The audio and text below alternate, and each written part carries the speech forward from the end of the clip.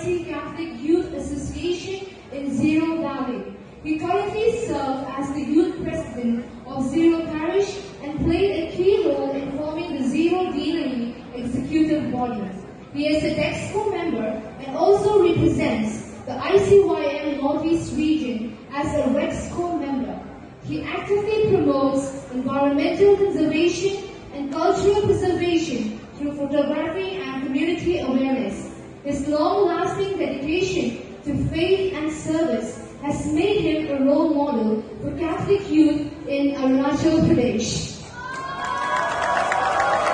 The female award goes to Miss Sai Jeming Moya.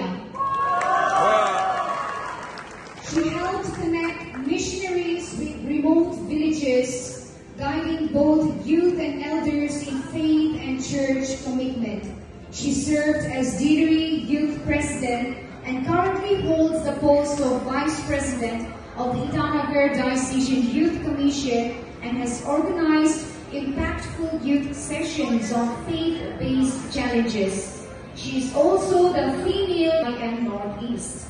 A lawyer by profession, she uses her platform to inspire young people to stand for truth and justice through Christian values.